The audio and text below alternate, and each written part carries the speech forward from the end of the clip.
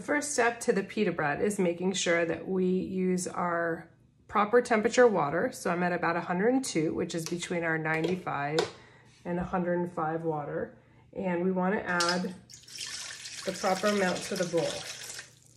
So I'm looking for 10 ounces in my recipe.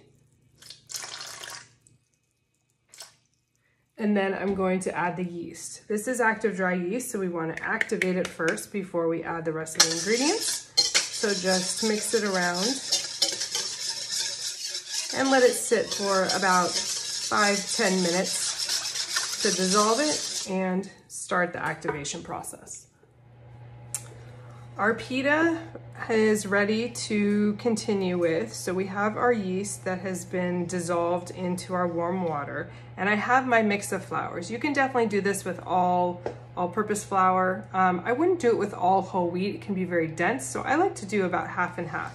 I'm going to slowly add about a half a cup at a time of my flour. And once I've had it all incorporated, I'm going to stir this with a wooden spoon for 100 turns. I'll show you what that looks like and how it transforms the dough. This is going to be, again, our sponge for the pita bread. So it will be very loose, and then we'll incorporate the rest of the ingredients later on. So I have all my dry ingredients incorporated, pushing that off the sides. And now I'm going to focus on one direction about 100 times through. So literally just count, making sure that there are no lumps.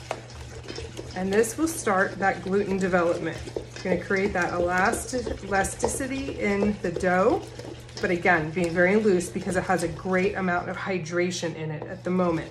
We will be adding more flour, and that will tighten up the dough tremendously in the second round.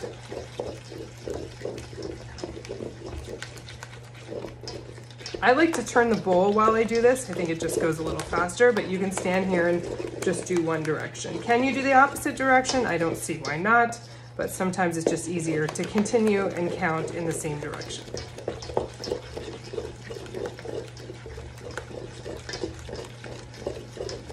Once I've gotten to 100, I'm going to cover this and let it sit out at room temperature.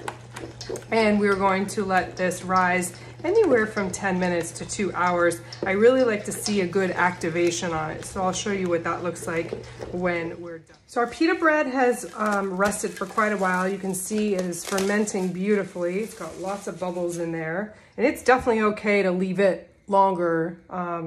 So up to 2 hours is totally fine. At this point, I want to sprinkle my salt and my oil, and then add the flour a little bit at a time, and try and get, you can mix this all together if you want. I kept them separate, but you want to mix at least half of it to start, and then we'll reserve some for the dusting. So again, the same technique we used earlier by moving it around in the bowl. This is going to become much tighter because we're not adding any more water. So move it around, and when it gets a little firm, hard to work with in the bowl, is when you can transfer it onto your work surface and go ahead and knead it by hand that way. So you can see it's really pulling together nicely. A little bit sticky now once it's incorporated everything. So we can add a little bit more flour. And then I'm going to get ready to put it onto my cutting board.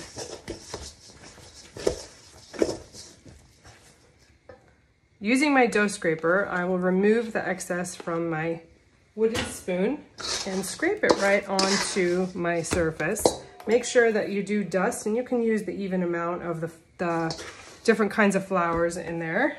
And then I'm going to do the folding technique. Again, make sure your hands are dusted as well. And I will pull over a portion of the dough and knead it into itself. I'm looking for this to become nice and smooth and elastic. It should not be overly sticky. So if it is, you want to add some more flour as needed, and keep turning it in a circle until it tightens up. This could take a minute or two. And it should not stick to your surface, absorb nicely and become very smooth and elastic looking. So if you see that surface there, that's pretty good. I'm gonna knead it for 1 more minute and then place it into my bowl to rise. Always prepare your bowl for storing your doughs. So I am putting a little bit of olive oil. You could use pan spray as well. Take the top of this, move it around, and then go ahead and leave it in here. Make sure it's fully coated. Cover it with some plastic wrap, and we're going to let this double in size. My pita dough has doubled, and you can actually punch it down a little bit if you like and let it double again.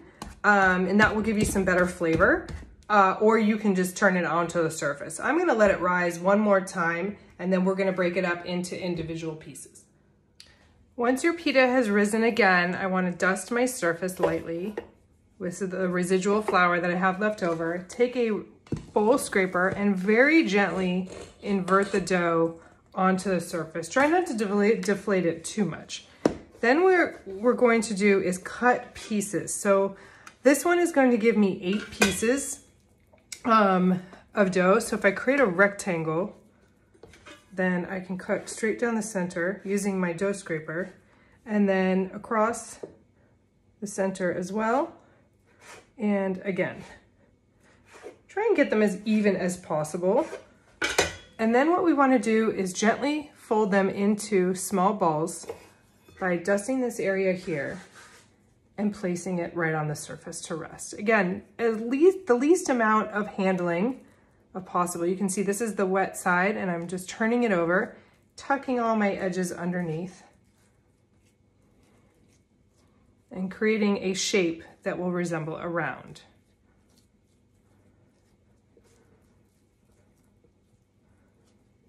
So this is our pre-shaping of the dough, and then we will go ahead and let this rest for about 5 minutes, and then we're ready to roll it out. You want to always cover your dough while it's resting so it doesn't get a skin. After the dough is rested for about 5 minutes, remove the towel and start at the first one that you did. What you want to do is kind of push it out into a round form. We're going to do this in stages. So once you've gotten into this form, you'll take the second one and do the same, just with your fingertips at this point, and come back.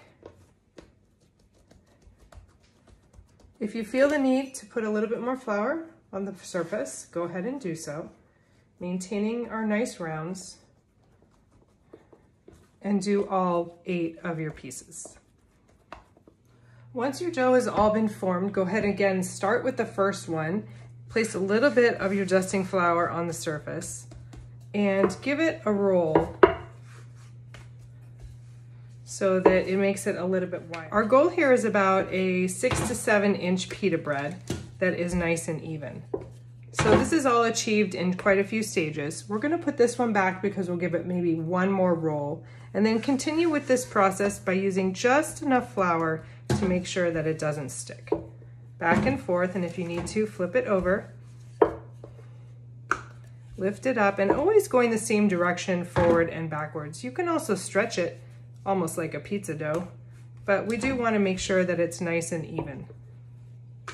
So the rolling pin is the best method, and then place this back and get your next one.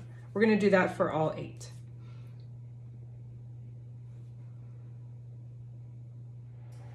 Our pita rounds are almost done. We just want to give them 1 more little shape, and then I'm going to place them actually onto my pizza peel. You can do this directly from the cutting board into the pizza stone, onto the stone into the oven, but I'm going to apply these from my pizza peel. So what I want to do is dust my peel and then place my pita right on top.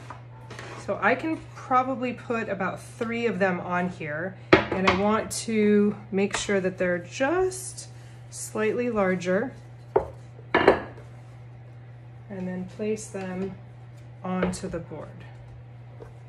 So if you want to just stretch them by hand, or you can roll them just to make sure they're a little bit larger.